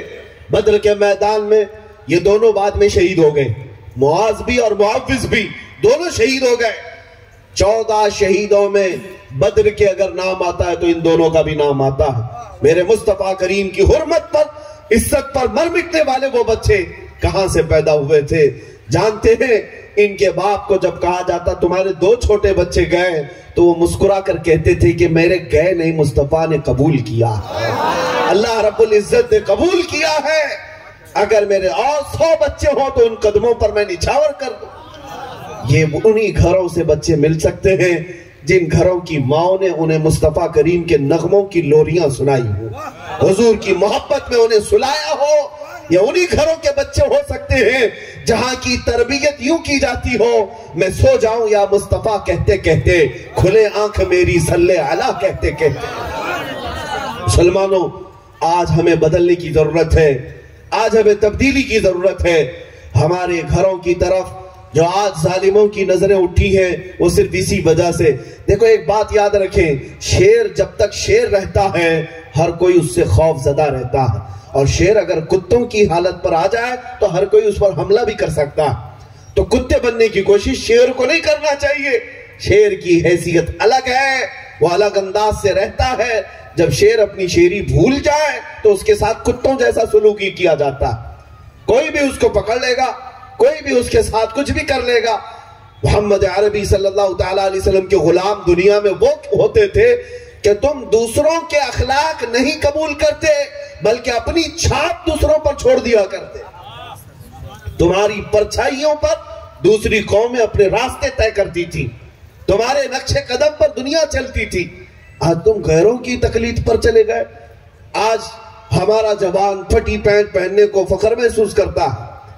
ادھر سے بھی پھاڑ لے ادھر سے بھی پھاڑ لے، کانوں میں بالیاں، ہاتھوں میں چوڑیاں. تمہارے اخلاق تو نہیں تھے یہ. تم نے ظالموں کو ٹی وی پر ناچتے ہوئے دیکھا، ان کے برے اخلاق کی پیروی کرنے لگ گئے. تمہیں پتہ نہیں تمہارا چہرہ تو تاجدار مدینہ کی امانت، حضور پاک کے غلام ہو. دنیا کو یہ بتاتے. آج مجھے حیرت ہوتی ہے، کئی نوجوان اس بات سے کتراتے ہیں کہ میاں داڑھی چہرے پر اچھی نہیں لگتی. کیوں؟ 4 لوگوں کے ساتھ اٹھنا بیٹھنا رہتا ہے، کام کاج ہے، ہمارا بزنس ہے، جاب ہے، اور پھر لوگ ہمیں تانا مارنے لگیں گے. تم ان 4 لوگوں کے لیے جیتے ہو یا بتاؤ اس محمد عربی کے لیے جیتے ہو؟ اس رسول پاک صلی اللہ تعالیٰ علیہ وسلم کا خیال نہیں کیا؟ دنیا کے ان تانوں کی فکر تو تمہیں ہو گئی. میں آپ سے کہنا چاہتا ہوں، ٹھیک ہے، اچھی بات ہے. ایک نوجوان سے میرا مکالمہ ہوا تھا. میں نے اس سے کہا تھا کہ بیٹا دنیا میں جس کا تو فین ہے، جس کے کیریکٹر کو بہت زیادہ پسند کرتا ہے، کوئی خان ہو، پٹھان ہو، کوئی بھی ہو، جس کے ہیئر اسٹائل تو اپناتا ہے، اس کے کپڑے تو پہنتا ہے، ایک بات کرتے ہیں، مرنے کے وقت تو بھی ایک چٹھی لکھ دینا اس کو، جس کا تو فین ہے، جس فلمی ایکٹر اور ہیرو کا تو مقلد ہے، چاہے وہ خاتون ہو چاہے وہ نوجوان ہو، دونوں سن لے. ان کو ایک خط لکھ دینا کہ میں دنیا سے جا رہا ہوں، میں جا رہا ہوں، قبر میں جاؤں گا، اگر منکر نکیر آئیں تو آپ آ جانا، میری مدد کرنا. وہ نوجوان ہنسنے لگا، کہا کہ حضرت کیسی بات کر رہے ہیں، کیا وہ کوئی ہیرو اور ایکٹر قبر میں آ کر میری مدد کریں گے؟ تو کہا پھر تو اس کی پوری تقلید کرتا ہے، اس کی طرح چلتا ہے، اس کی طرح بیٹھتا ہے، اس کی طرح کھاتا ہے، اس کی طرح پہنتا ہے. پھر کیوں؟ جب تجھے یہ پتا ہے وہ آ نہیں سکتا تو کیوں اس کے پیچھے چلتا ہے؟ میں نے کہا، اس نے کہا یہ کوئی چٹھی لکھ دے تو کیا وہ آئے گا؟ کہا تیرا نہیں آتا لیکن میں لکھتا ہوں تاجدار مدینہ، میں لکھتا ہوں میرے مصطفیٰ کو. جانے سے پہلے کہتا ہوں یا رسول اللہ، میں نے کوشش کی آپ کی سنتوں پر چلنے کی، میں نے چہرہ ویسا بنایا جیسے آپ نے حکم فرمایا، میں نے امامہ اس لیے پہنا کہ آپ پہنتے تھے. یا رسول اللہ آپ کی طرح چلنے پھرنے اٹھنے بیٹھنے اور کھانے کی کوشش کرتا رہا، اب دنیا سے جا رہا ہوں، اگر منکر نکیر آئیں تو میرے آقا آپ آ جانا. وہ نوجوان کہتا ہاں وہ تو آ سکتے ہیں. اس نوجوان نے کہا وہ تو آ سکتے ہیں. کہا نوجوان تجھے جب اتنی سمجھ ہے کہ قبر میں جو آنے والا ہے وہ دنیا دار نہیں آئے گا، وہ مصطفیٰ کریم ہی آئیں گے، تو اسی لیے تو اعلیٰ حضرت نے تجھے سمجھایا تھا آج لے ان کی پناہ، آج مدد مانگ ان سے، آج لے ان کی پناہ، آج مدد مانگ ان سے، پھر نہ مانیں گے قیامت میں اگر مان گیا. عزیزان گرامی وقار، حضور پاک صلی اللہ تعالیٰ علیہ وسلم سے وفا کرنا سیکھو. میں آج ہمارے مجمع میں اور ہمارے محلوں میں پنپنے والی ان خرابیوں کا بھی ذکر کرنا چاہتا ہوں جن کے ہاں تربیت نام کی کوئی چیز نہیں رہ گئی. اولاد کو اس طرح سے پالا جا رہا ہے جیسے لگتا ہے کہ ان سے ہمارا کچھ ہونا ہی نہیں ہے. ہر بچہ پیدا ہونے کے بعد یہی تمنا کہ اس کو ڈاکٹر بنایا جائے، انجینئر بنایا جائے، بعد میں چل کر کے وہ ڈاکو بھی بن جائے، فرق نہیں پڑتا. تربیت اسی انداز سے کی جا رہی کہ بچہ فراٹے دار انگریزی بولنے والا ہونا چاہیے، لیکن باپ نے یہ توجہ کبھی نہیں کی کہ میرے مصطفیٰ کی چند حدیثیں بھی اسے یاد ہو جائیں. ان جوانوں کا حال تو یہی ہے، فلمی ڈائلاگ اور گانے تو انہیں یاد ہیں، پکڑ کر کے پوچھ لینا کیا تجھے تیرے نبی پاک کی زبان سے نکلے ہوئے کلمات بھی یاد ہیں؟ تو ٹی وی دیکھ کر کے ان کے ڈائلاگ تو اپنا لیتا ہے، یاد کر لیتا ہے، اپنے نبی پاک کے اخلاق و کردار اور ان کی حدیثیں آج تک کیوں نہیں یاد ہو پائی؟ میرے عزیزوں، کچھ تو ہمیں انصاف کی ضرورت ہے۔ انصاف کرو میرے آقا صلی اللہ تعالیٰ علیہ وسلم کی محبت کے ساتھ۔ میں ان صحابہ کی بات کرتا ہوں جنہوں نے صرف باتیں نہیں کی تھی، باتیں نہیں، اپنا سب کچھ نچھاور کیا۔ ایک خاتون مدینے کی دوڑتی ہوئی آئی جب حضور پاک جہاد میں جا رہے تھے، 1.5 سال کا بچہ لے کر آئی۔ توجہ چاہتا ہوں، 1.5 سال کا بچہ لے کر آئی، کہا یا رسول اللہ اس کو اپنے ساتھ قبول کر لیں۔ صحابہ دیکھ کر حیرت میں تھے، دودھ پیتا ہوا بچہ ایک عورت لے کر کے آ گئی، یہ میدان جہاد میں جانے والے صحابہ کے ساتھ۔ حضور صلی اللہ تعالیٰ علیہ وسلم نے اس سے پوچھا کہ خاتون یہ کیا؟ اس عورت نے کہا آقا آپ کی عزت پر سوال آیا، مدینے کے ہر گھر کا جوان باہر نکل پڑا، لیکن افسوس ہے میرے گھر میں کوئی مرد نہیں ہے، میرے شوہر کا انتقال ہو چکا، میرے گھر میں کوئی اور مرد نہیں سوائے اس 1.5 سال کے بچے کے، یہ دودھ پیتا ہے، میں نے سوچا کہ اسی کو آپ کی بارگاہ میں پیش کر دوں۔ پوچھا کسی صحابی نے اس کا کیا ہوگا؟ توجہ چاہتا ہوں، مدینے کی ان خواتین پر لاکھوں سلام، کروڑوں سلام۔ وہ خاتون کہتی ہے میں جانتی ہوں میرا بچہ چل نہیں سکتا، تیر و تلوار نہیں چلا سکتا، لیکن یا رسول اللہ آپ اپنے کسی مجاہد صحابی کے ہاتھ میں یہ بچہ دے دیں، جب دشمنوں کی طرف سے تیر چلے تو میرا بچہ ڈھال کے کام تو آ سکتا ہے، میرا بچہ ڈھال کے کام آ سکتا ہے۔ یہ قربانیاں تھیں ان مدینے والوں کی، انہوں نے سب کچھ لٹا کر کے بھی کہا تھا جان دی ہوئی اسی کی تھی، حق تو یہ ہے کہ حق ادا نہ ہوا۔ آج کچھ نہ پیش کر کے اگر ہم عاشق رسول ہونے کا دعویٰ کریں تو میرے عزیزوں ضمیر ملامت کرتا ہے، ضمیر ملامت کرتا ہے۔ صرف نعروں کا نام ہی اگر عشق رسول ہوتا تو آج دنیا میں پتہ نہیں کتنا بڑا انقلاب آ گیا ہوتا۔ ہمارے اتنے عظیم نعرے ہیں، صرف نعروں کا مطلب عشق رسول نہیں ہے۔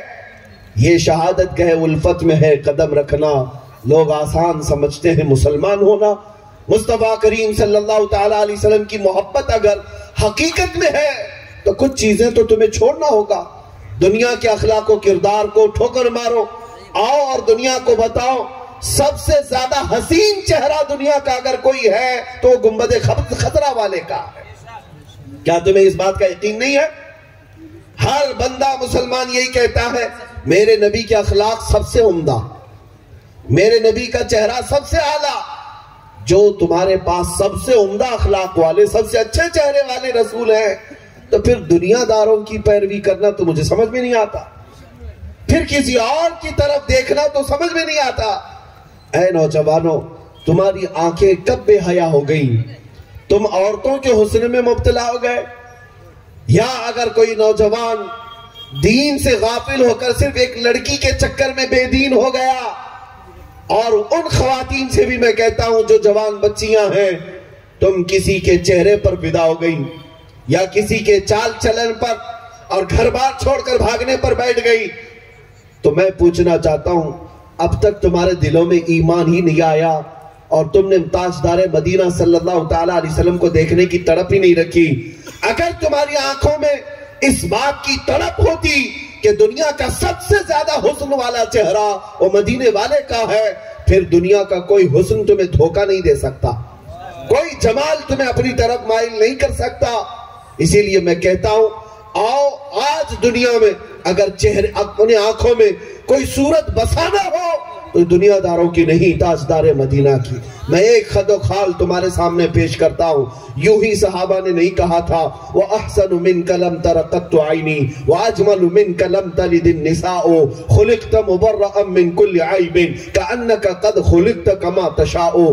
حسان بن ثابت جو صحابی رسول ہیں کہتے ہیں یا رسول اللہ آپ سے زیادہ حسین میری آنکھوں نے دیکھا نہیں، آپ سے زیادہ خوبصورت کسی ماں نے جنا ہی نہیں۔ اور وہ صحابہ یوں کہتے تھے پکار کر کے اللہ نے آپ کو ہر عیب سے پاک پیدا کیا ہے، جیسے آپ کی مرضی تھی مولا نے اس شان سے آپ کو پیدا کیا۔ اے مسلمانوں، آج جو ہمیں دنیا دھوکہ دے رہی ہے وہ صرف اسی بات پر دے رہی ہے، تمہیں کبھی پیسے کی لالچ، کبھی سیاست کی لالچ، یا پھر خوبصورتی اور حسن و جمال کی لالت، یہ تینوں چیزیں ایک مومن کو کبھی بھی خرید نہیں سکتی اس وقت تک جب تک اس کے سینے میں محبت مصطفیٰ ہو اور اس کی آنکھیں روز تڑپتی ہوں اس بات پر کہ میرے آقا آ جاؤ کہ مدت ہوئی ہے تیری راہ میں آنکھیاں بچھاتے بچھاتے، حضور کو دیکھنے کی تڑپ جس کے اندر ہو اور وہ روز یہ کہہ کر کے سوتا ہو یا رسول اللہ سنا ہے آپ ہر عاشق کے گھر تشریف لاتے ہیں،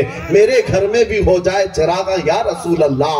جس مومن کی یہ تڑپ ہو کہ میں دیکھوں گا تو مصطفیٰ کے حسن کو دیکھوں گا، میرا یقین یہ ہے پوری دنیا نہ اسے حسن میں مبتلا کر سکتی ہے، نہ مال و دولت سے خرید سکتی ہے، نہ حکومت و سیاست سے اسے بدل سکتی ہے۔ صرف اور صرف شرط یہ ہے اپنی آنکھوں میں تڑپ اور تمنا پیدا کرو تو اس مصطفیٰ کو دیکھنے کی تڑپ پیدا کرو۔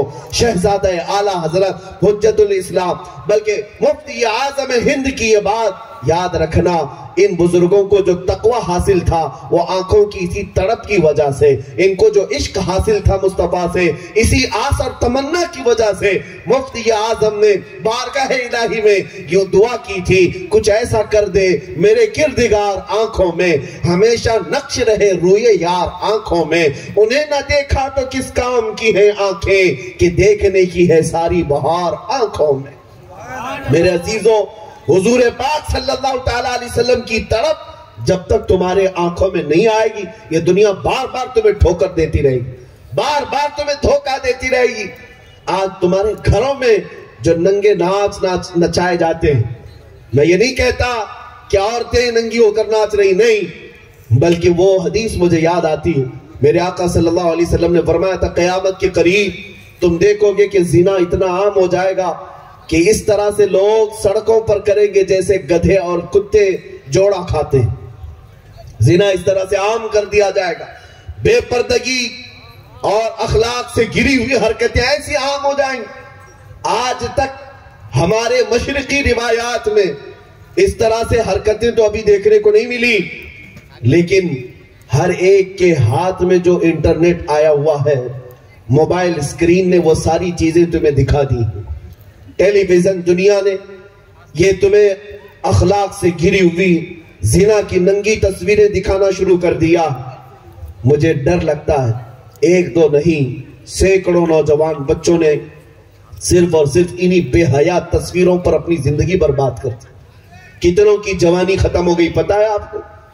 آج اس ظالم دنیا نے تمہاری آنکھوں کو خریدنے کے لیے سب سے زیادہ اگر آج انٹرنیٹ پر کوئی چیز چلتی ہے تو پورنوگرافی ہے، بے حیائی، ننگی تصویریں، اور اس طرح انداز سے کہ اس کا ایڈکٹ ہو جاتا ہے جوان، جس طرح سے نشہ کا ایڈکٹ ہوتا ہے، بہت سارے نوجوان پورنوگرافی کے ایڈکٹ ہو چکے ہیں۔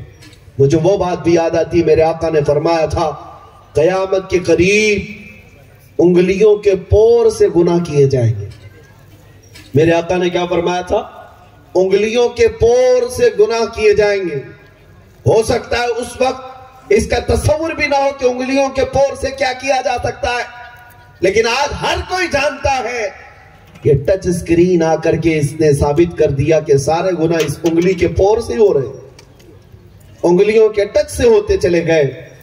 آپ کیا سمجھتے ہو رات کی تاریکی میں یا تنہائی کے کمرے میں بیٹھ کر بے حیائی کی تصویریں دیکھ لیں اور گندی فلمیں دیکھ لیں، کوئی نہیں دیکھ رہا ہے، ماں باپ نہیں دیکھ رہے، پردہ لگا ہوا ہے، دروازہ بند ہے۔ ایک بات یاد رکھنا ہے مسلمانوں، تم اپنے نبی کو حاضر و ناظر مانتے ہو، حاضر و ناظر مانتے ہو، اور اللہ رب العزت قرآن میں کہتا ہے یعلم خائنۃ الاعین وما تخفی الصدور، وہ اللہ ہے جو تمہاری آنکھوں کی خیانت کو بھی دیکھ رہا اور تمہارے دلوں میں چھپے ہوئے حالات کو بھی دیکھ رہا۔ کیا تم رب ذوالجلال کو دیکھنے کی حالت میں بے حیا بن سکتے ہو، ننگے بن سکتے ہو؟ آج میں ان باتوں پر توجہ اس لیے دے رہا ہوں کہ آج ہمارے بچوں کو اگر کسی چیز نے برباد کیا ہے تو اسی دنیا نے برباد کیا۔ اس سے بچنے کا طریقہ کیا؟ اس سے باہر آنے کا طریقہ کیا ہے؟ جو نوجوان انٹرنیٹ کی دنیا میں اپنے اخلاق تباہ کر کے بیٹھے ہوئے ہیں، اس سے باہر کیسے آئیں؟ ایک ہی نسخہ ہے، ایک ہی علاج ہے، ان آنکھوں کو تڑپ اور تمنا دے دو تاجدار مدینہ کو دیکھنے کی، ایک بار اس چہرے پاک کو دیکھنے کی تڑپ پیدا کرو۔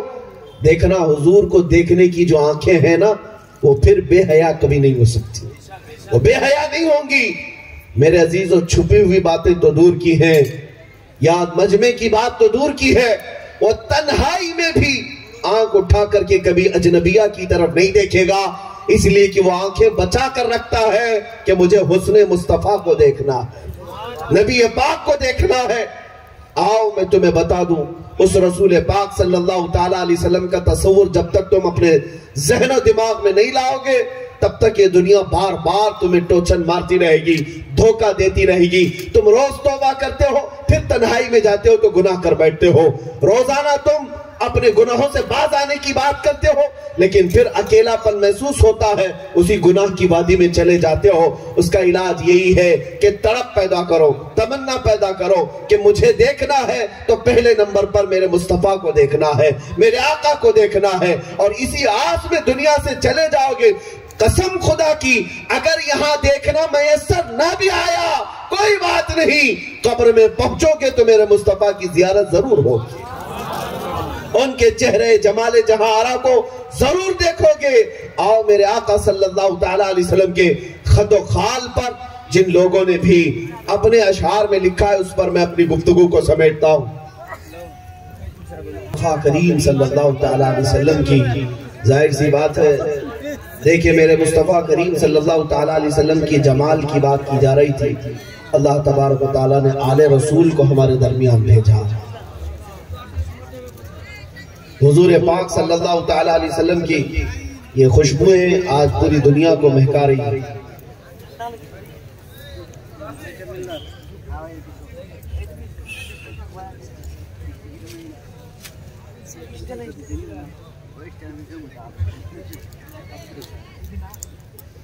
میرے عزیزوں، حضور پاک صلی اللہ تعالیٰ علیہ وسلم کی عزت کا دفاع کرنا یہ صرف مسلمانوں کی شان ہی نہیں ہے، یہ سنت الہی ہے، اللہ رب العزت کی سنت ہے۔ تمہیں پتا ہے ایک بار حضور پاک صلی اللہ تعالیٰ علیہ وسلم کے آخری بیٹے، 3 بیٹے ہوئے تھے، حضرت ابراہیم کا جب انتقال ہوا، سب تینوں بیٹے بچپن میں انتقال کر گئے، 6 مہینے سے زیادہ کوئی ظاہری زندگی میں نہیں رہے۔ انتقال ہوا تو ابو لہب نے یہ تانا مارا تھا، محمد اقطع ہے، ابتر ہے، نعوذ باللہ، جس کا مطلب یہ ہوتا ہے کہ کٹی ہوئی نسل کے۔ حضور کی اب نسل نہیں ہے، کٹی ہوئی نسل ہے۔ اللہ کے حبیب صلی اللہ تعالیٰ علیہ وسلم کے دل پر یہ بات گراں گزری، جب کوئی تانا مارے، دیکھیں حضور کی شان میں توہین ابو لہب نے کیا، اور جواب میں ان کا خالق پوری سورہ اتارتا ہے، اِنَّا أَعْطَيْنَاكَ الْكَوْثَرَ فَصَلِّ لِرَبِّكَ وَانْحَرْ اِنَّ شَانِئَكَ هُوَ الْأَبْتَرُ۔ اے محبوب، ہم نے تو آپ کو کوثر عطا کیا ہے، خیر کثیر عطا کیا ہے، آپ اٹھے اپنے رب کی عبادت کریں، قربانی کریں۔ اخیر میں جواب اللہ تعالیٰ کی طرف سے آتا ہے، اِنَّ شَانِئَكَ هُوَ الْأَبْتَرُ، آپ نہیں، آپ کا دشمن کٹی ہوئی نسل کا ہے۔ اِنَّ شَانِئَكَ هُوَ الْأَبْتَرُ کا مطلب ہوا، اے محبوب آپ کا دشمن کٹی ہوئی نسل کا ہے۔ اے دنیا والوں، آج میں پوچھنا چاہتا ہوں، ڈھونڈ کر کے نکالو ابو لہب کی اولاد کہاں ہے، ابو لہب کی ذریت کہاں ہے، جس نے میرے نبی کو تانا مارا تھا کہ ان کی نسل ختم ہو گئی۔ ابو لہب کی اولاد رہتی کہاں ہے؟ چپا چپا چھان کر کے بھی تم بتا نہیں سکو گے کہ ابو لہب کے خاندان کا کوئی باقی رہا، لیکن قسم رب ذوالجلال کی، مولا نے اپنے نبی کی شان کو ایسا بلند کیا، دنیا کے جس خطے میں بھی جاؤ کوئی نہ کوئی آل رسول تمہیں ضرور نظر آئے گا۔ حضور کی نسل کو آج تک اللہ نے منقطع نہیں کیا، اوروں کے شجرے ختم ہو گئے، مصطفیٰ کی آل کا شجرہ آج بھی باقی رہا، بلکہ صبح قیامت تک، یہاں تک کہ قیامت کے دن کے بارے میں بھی میرے آقا کا فرمان ہے، اس دن سارے لوگوں کے نسب ختم ہو جائیں گے، لیکن مصطفیٰ کریم کی اولاد کا نسب اس دن بھی باقی رہے گا۔ ہاں میرے عزیزوں، دفاع کرنا میرے آقا صلی اللہ تعالیٰ علیہ وسلم کی عزت اور ناموس کا، یہ اللہ تعالیٰ کی شان ہے۔ آج اگر اللہ تعالیٰ نے تمہیں موقع دیا ہے تو اٹھو اور اپنے بازوؤں سے، اپنی طاقت سے، اپنی زبان سے، اپنے علم سے، اپنے جوہر سے میرے نبی پر آنے والی ہر انگلی کو توڑ ڈالو، اور ان کے اوپر اچھالے جانے والے کیچڑ کا جواب تم جس انداز سے دے سکتے ہو تو، اس لیے کہ پھر دنیا اگر اس پاداش میں تمہیں مار بھی ڈالے، قتل بھی کر دے، کوئی فکر کی بات نہیں۔ مصطفیٰ کریم کے نام پر دنیا سے کٹ جانے والا، مر جانے والا کبھی مرتا نہیں ہے، بلکہ دنیا پھر پکار کر کہتی ہے حسین آج بھی زندہ ہے۔ یزید پانی پی پی کر کے مر گیا، حسین کئی ٹکڑوں میں کٹ کر کے بھی زندہ ہے۔ اس کی وجہ یہ ہے کہ مصطفیٰ کے نام کی حفاظت کے لیے جو بھی اترا مولا تعالیٰ اس کا جھنڈا ہمیشہ سلامت رکھتا ہے۔ آج اگر تمہارے ساتھ کوئی بھی انہونی ہو جائے، چاہے وہ جیل ہو، پھانسی ہو، ٹکڑوں میں بدل جائے، کوئی فرق کرنے کی، کوئی فکر کی بات نہیں، اس لیے کہ اوروں کی محبت میں مر جائے تو دنیا مردہ کہے گی، مصطفیٰ کے نام پر جانے والے کو قرآن بھی شہید کہتا ہے اور اسے مردہ کہنے پر پابندی لگاتا ہے۔ عزیزان گرامی وقار، میں جو بات عرض کر رہا تھا، گفتگو کو اپنے اختتامی مرحلے پر لاتا ہوں۔ ان ظالموں نے میرے آقا صلی اللہ تعالیٰ علیہ وسلم کی طرف آج انگلی اٹھائی اور حضور پاک صلی اللہ تعالیٰ علیہ وسلم کے اخلاق و کردار پر بھونکتے ہوئے انہوں نے کتاب شائع کرنے کی کوشش کی۔ ان پاکنڈیوں کو کل بھی ہمارا چیلنج تھا، آج بھی چیلنج ہے۔ یہ صرف اور صرف اپنے گوفے میں بیٹھ کر کے کہہ تو سکتے ہیں، لیکن کسی مرد مومن سے مقابلہ کر کے دکھائیں۔ میں میدان میں آنے کی بات اس وقت ہو سکتا ہے آپ تک بات پہنچی ہوگی، رمضان میں وہ ہمارا جذبہ تھا، ہم نے آواز لگائی تھی، لیکن آج اتنا یقین ہو گیا، اتنا یقین ہو گیا، 6 مہینے کے اندر ان ظالم کتوں کو پھر پھر کر کہتا ہوں، ان علماء کی کوئی ضرورت نہیں، ان مشائخ کی کوئی ضرورت نہیں، یہ سب اپنے منبر پر بیٹھے رہیں گے۔ آ جاؤ ہمارے گھروں کے 8 سال کے بچے سے مقابلہ کر کے دکھاؤ، محمد عربی کے نام پر مر مٹنے والا، ہماری ماؤں کی گود میں دودھ پینے والا بچہ یا تھوڑے عقل و شعور رکھنے والا بچہ بھی ان پاکھنڈیوں سے مقابلہ کرنے کے لیے کافی ہے۔ اس لیے کہ جس دن تم آنے کی تیاری کی بات کرتے ہو، ہم علماء کی بات نہیں کرتے، 6 سال کے بچے کو ہم اتار کر کے دکھائیں گے اور وہ محمد عربی کے نام پر آج ہی نہیں دنیا کے ہر خطرے کو مولنے ان کے تیار ہوگا۔ اس لیے کہ ہماری عقلوں میں صرف اور ہمارے جسم میں صرف دودھ نہیں ڈالا گیا ہے، بلکہ ہماری ماں نے ہمیں ایمان بھی پلایا ہے، ہمارے باپوں نے ہمارے لیے محمد عربی کا عشق بھی پلایا ہے۔ آپ اس بات سے خوف نہیں کرنا، یہ دنیا جس طرح چیختی ہے چیخنے دو، میرا آخری اس تک یہ چیلنج رہے گا، ان ظالم کتوں کو کبھی میدان میں آنے کی نوبت نہیں آ سکے، کوئی نہیں آ سکے گا۔ جو ناجائز اولاد ہے وہ کیا مقابلہ کر سکے، جو اپنے گھر والوں کے سامنے منہ نہیں دکھا سکتا، جو اپنے گھر بار کے اندر نہیں رہ سکتا، وہ کیا محمد عربی کے غلاموں سے مقابلے کی بات کرتا ہے۔ آج میں آپ کو کہتا ہوں، فخر کی بات ہے میرے عزیز، اس مجمع کو دیکھو، بنگال کی اس سرزمین پر میں بڑی دور سے آیا ہوا ہوں، بڑی دور سے آیا ہوں، اس پاکھنڈی کو دیکھو جو گوفے میں بیٹھ کر بھونکتا تھا، آج اتنی ڈر ہے، اتنا ڈر ہے، اتنا خوف ہے کہ مندر میں اگر 8 سال کا بچہ بھی آئے تو اسے بم لگنے لگتا ہے۔ ہاں یہ بم لگتا ہے، آپ نے اخباروں میں دیکھا ہوگا، نیوز میں دیکھا ہوگا، اور سب کو جمع کر کر کے انٹرویو دے رہا ہے، 8 سال کا مسلمان بچہ اندر آ گیا، مسلمان بچہ آ گیا۔ ارے 8 سال کے بچے سے تمہیں ڈر لگ رہا ہے؟ 8 سال کے بچے، یہی تو ہم بتانا چاہتے تھے کہ عشق مصطفیٰ ہوتی کیا چیز، محبت مصطفیٰ۔ ان کا جینا حرام ہو چکا، رات بھر کی نیند خراب ہے، ہر رات یہ ڈر کے مارے اسی فکر میں ہے اور بار بار بھوکتے بھی رہتے ہیں، ہماری گردنوں پر مسلمانوں نے اتنا انعام رکھا ہے، اتنا انعام رکھتا ہے، جھوٹ بولتا ہے، تیری ایک ٹوٹی کوڑی کی بھی قیمت نہیں۔ کس نے انعام رکھا؟ کس نے انعام رکھا؟ جو انعام رکھتا ہے میں اس کو بھی جاہل کہوں گا۔ ہاں ان ظالموں کی گردنوں کی کوئی قیمت ہوتی ہے؟ کوئی قیمت ہوتی ہے؟ ارے میاں کوئی کچرا پیسے دے کر کیا خریدے گا؟ کچرا کیا پیسے دے کر خریدے گا؟ توجہ چاہتا ہوں ایک رات بھی نیند نہیں آتی اس بات کے ڈر سے کہ پتہ نہیں ادھر سے کوئی نہ جائے, ادھر سے کوئی نہ جائے, سامنے سے پیچھے سے پورے باڈی گارڈ بھی لگے ہوئے ہیں, سامنے پورے سیکورٹی بھی لگی ہوئی ہے, ہر جگہ کی حفاظت کے بعد بھی نیند خراب ہے, نیند خراب ہے. یہی تو ہوتا ہے گستاخان رسول کا انجام. دنیا میں تمہارا چین و سکون غارت ہے, لیکن آؤ میں اپنے فخر کے لیے نہیں تحدیث نعمت کے لیے کہتا ہوں, محمد عربی کا ایک ادنا غلام ہے, تنہا چلتا ہوں, لیکن جس جگہ جائے تو ڈر کے مارے دیوار سے باہر نہیں آ سکتا, لیکن میرے لیے مجمع میں قدم رکھنے کی جگہ نہیں ہوتی. اللہ تبارک و تعالیٰ نے لاکھوں دلوں کو ہماری طرف مائل کیا ہے, لاکھوں دلوں کو, اور میرا یہ وجدان کہتا ہے, میرا یہ یقین کہتا ہے مقابلہ بہت دور کی بات. میں اس ظالم وسیم کتے کو بھی کہتا ہوں, آجا تو ایک اعلان کر دے, تو ایک اعلان کر دے. اور اعلان کیا کرے گا, وہ تو اپنے غیروں کے کتوں کے بیچ میں بیٹھ کر کہتا ہے میری چیتا کو آگ لگا دی جائے. یہی تو ہوگا, یہی تو کہہ سکو گے. تم بھی اعلان کرو کہ میری لاش کو اٹھانے کے لیے فلاں آ جائے, فلاں آ جائے. اور یہ فقیر کہتا ہے میں محمد عربی کا ادنا غلام ہوں, دیکھا جائے گا, موت آئے گی تو پتہ چلے گا تو کتنے کندھوں پر سوار ہوگا اور میں کتنے کندھوں پر دیکھا جائے گا. اس لیے کہ ہمیں تاریخ بتاتی ہے کہ ہمارے جنازے بھی لاتے ہیں تو پوری دنیا کو ہلا کر جاتے ہیں.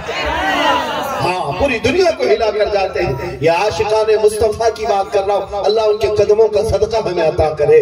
عزیزان گرامی, ان کے جواب کے لیے ہر زمانے میں مولا بچے پیدا کرے گا, چھوٹے چھوٹے ہی صحیح, لیکن ایک بات یاد رکھنا, ان کتوں کو جواب دینے کے لیے اگر مولا چاہے تو پتھروں کو بھی زبان عطا کرے. ہاں, اگر وہ جواب دینا چاہے رب تعالیٰ تو چڑیوں اور کووں سے بھی جواب دے دے, چونٹیوں اور مچھروں سے بھی جواب دے دے. اب سنو میرے عزیزو, میں بات کرتا ہوں میرے مصطفیٰ کریم صلی اللہ تعالیٰ علیہ وسلم کی عزت کی. تم سب نے یہ آج طے کرنا ہے, دنیا بھوکتی ہے تو بھوکنے دے, لیکن میرا یہ یقین ہے رہے گا یوں ہی ان کا چرچا رہے گا, رہے گا یوں ہی ان کا چرچا رہے گا. بڑے خاک ہو جائیں جل جانے والے, یا رسول اللہ تو گھٹائے سے کسی کے نہ گھٹا ہے نہ گھٹے گا, جب بڑھائے تجھے اللہ تعالیٰ تیرا, مٹ گئے مٹتے ہیں مٹ جائیں گے آدھا تیرے, نہ مٹا ہے نہ مٹے گا کبھی چرچا تیرا. اور ان ظالموں کو بتا دو, تم جتنا دبانے کی کوشش کرو گے ہم پھر فخر سے کہیں گے خاک ہو جائیں عدو جل کر, مگر ہم تو رضا دم میں جب تک دم ہے ذکر ان کا سناتے جائیں. تم کو اگر چڑ ہے میرے نبی کے نام سے تو آج یاد رکھو ہمارے گھر کا ہر بچہ پیدا ہوگا محمد ہی نام رکھا جائے گا, محمد ہی ہوگا. اس لیے کہ ہمارا یہ طور طریقہ رہا ہے, ہم نے اپنے بچوں کے نام اگرچہ پکارنے کے لیے کچھ بھی رکھے ہوں لیکن ساتھ میں محمد ضرور رکھتے ہیں. اس لیے کہ آج بھی ہمارے گھروں سے نسبت رسول غائب نہیں ہوئی ہے. تم کتاب محمد نام سے لکھ کر کے دنیا کو بتانا چاہتے ہو کہ ان کے اخلاق پر عیب تھا, نعوذ باللہ من ذالک. آؤ میں محمد عربی کے خالق کی بات بتاؤں جس نے انہیں پیدا کیا ہے, وہ خلاق کائنات خود کتاب مقدس میں اپنے نبی کو کیا کیا الفاظ سے پکارا ہے. ان ظالموں کو پتہ نہیں ہے وہ اللہ ہے جس نے اپنے نبی کو پکار کر کے کہا ہے اے رسول تم محمد بھی ہو, احمد بھی ہو, حامد بھی ہو, محمود بھی ہو, تم ہی قاسم ہو, عاقب ہو, فاتح ہو, حاشر ہو, خاتم ہو, سراج ہو, رشید ہو, منیر ہو, نذیر ہو, بشیر ہو.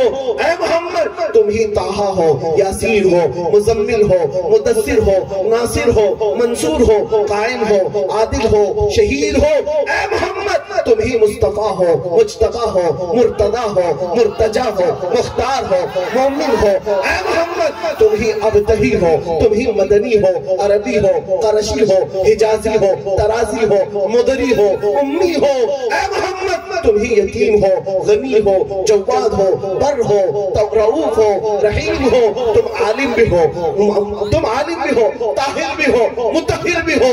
اے محمد تم ہی سید بھی ہو, منقی بھی ہو, امام بھی ہو, شافی بھی ہو, بار بھی ہو, متوسط بھی ہو، اے محمد تم ہی اول بھی ہو، آخر بھی ہو، حجت بھی ہو، نور بھی ہو، برہان بھی ہو، محلل بھی ہو، محرم بھی ہو، رحمت بھی ہو، مذکر بھی ہو، مطیع بھی ہو، اے محمد تم ہی مکی بھی ہو، مدنی بھی ہو، قریب بھی ہو، شکور بھی ہو، منیب بھی ہو، اے محمد تم ہی تحسین بھی ہو، حامیم بھی ہو، یاسین بھی ہو، طہا بھی ہو، مدثر بھی ہو، مزمل بھی ہو۔ میرے عزیزوں یہ الفاظ جو میں نے بیان کیا یہ کسی مولوی کے نہیں، اس محمد عربی کو پیدا کرنے والے خالق کے ہیں، جس نے اپنے نبی کی شان میں اتنے الفاظ کے ساتھ انہیں پکارا ہے۔ ان ظالم کتوں کو کیا خبر ہے میرے مصطفیٰ کی شان کیا ہے؟ وَرَفَعْنَا لَكَ ذِكْرَكَ کہہ کر رب تعالیٰ نے ان کے چرچے کو اتنا بلند کیا، اتنا بلند کیا، اب قیامت تک ان کی شان میں تھوکنے والا اپنے منہ پر تھوکتا ہے، اپنے چہرے کو جلا کر خاکستر کرتا ہے۔ میں اپنی گفتگو کو اس بات پر سمیٹتا ہوں، دنیا اگر عیب نکالنے کی کوشش کرتی ہے تو میرے آقا آپ کی شان بیان کرنے والے تاروں سے زیادہ تعداد میں ہے۔ میرے مصطفیٰ کی مدح سرائی کرنے والے عرب بھی ہیں، عجم بھی ہیں، فارسی بھی ہیں، پنجابی بھی ہیں، اردو بھی ہیں، ہر قسم کے لوگ میرے مصطفیٰ کی شان بیان کرتے ہیں۔ قصیدے میں حسان بن ثابت نے کہا وَأَحْسَنُ مِنْكَ لَمْ تَرَ قَطُّ عَيْنِي وَأَجْمَلُ مِنْكَ لَمْ تَلِدِ النِّسَاءُ۔ اس وسیم رافضی سے کہتا ہوں آؤ میں تجھے تعریف کرنے والوں کی بتاتا ہوں کس نے کیا کیا تعریف کی۔ آؤ اسکندریہ کی سرزمین سے بوسیری پکار کر کہتے ہیں هُوَ الْحَبِيبُ الَّذِي تُرْجَى شَفَاعَتُهُ لِكُلِّ هَوْلٍ مِنَ الْأَهْوَالِ مُقْتَحِمِ محمد سید الکونین والثقلین والفریقین من عربی ومن عجمی۔ یہ امام شرف الدین بوسیری نے میرے مصطفیٰ کی شان بیان کی تھی۔ سعدی شیرازی کہتے ہیں بلغ العلا بکمالہ کشف الدجا بجمالہ حسنت جمیع خصالہ صلو علیہ وآلہ۔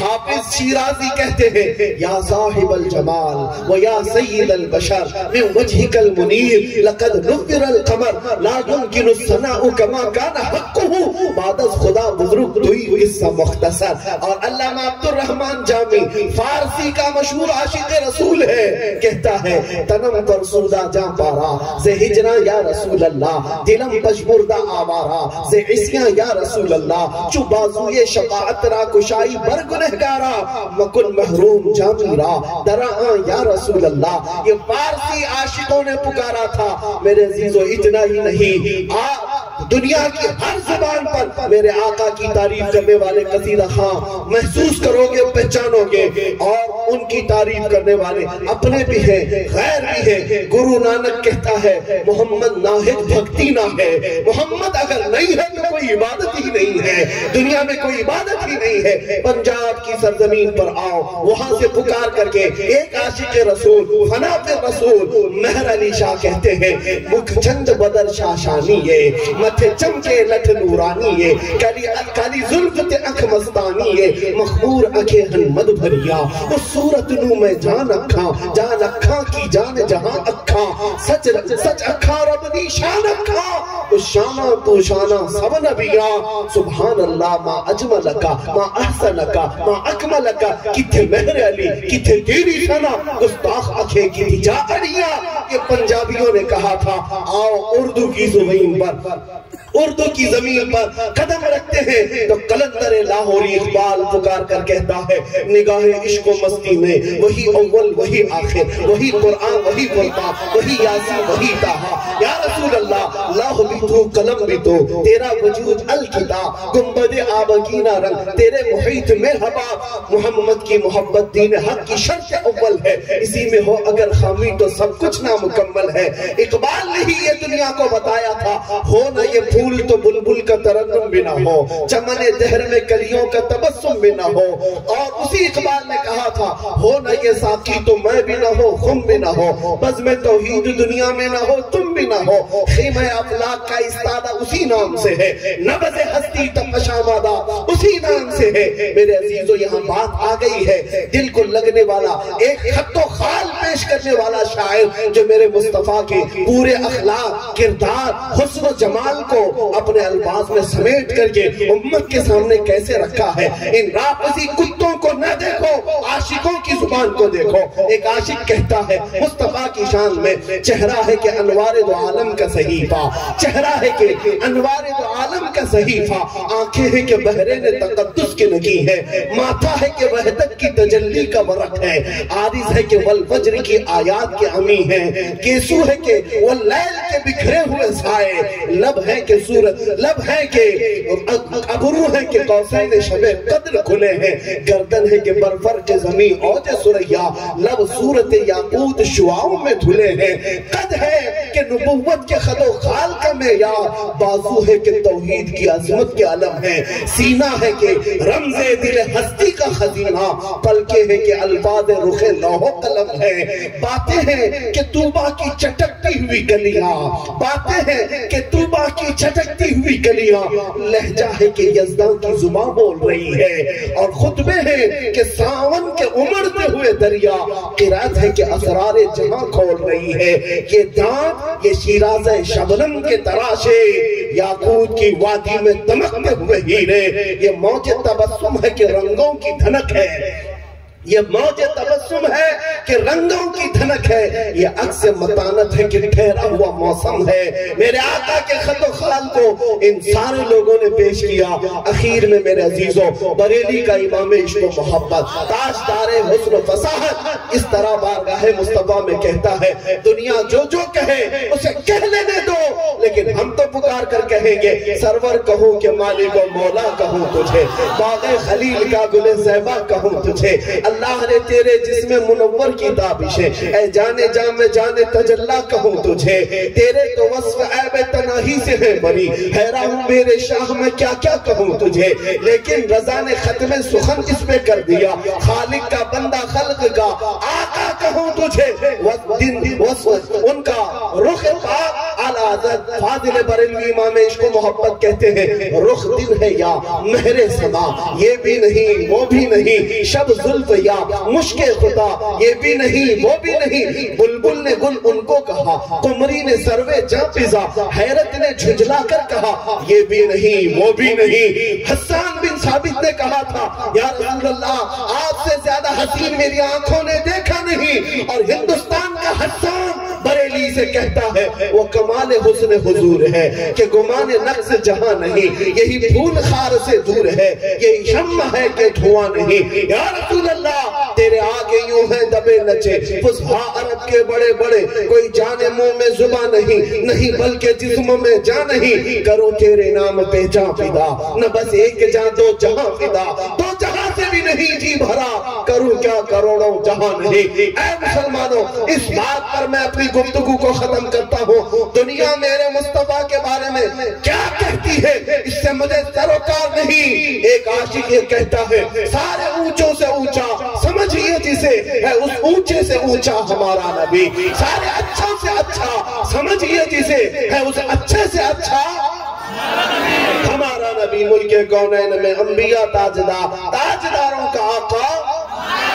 تم کیا سمجھ پاؤ گے ظالموں, جس کے تلووں کا دھون ہے آب حیات, ہے وہ جانے مسیحا ہمارا نبی, سب چمک والے اجلوں میں چمکا کیے, اندر شیشوں میں چمکا, ہم زدوں کو مزدہ دیجئے کہ ہے رضا, بے کسوں کا سہارا, وآخر دعوانا الحمدللہ رب العالمین.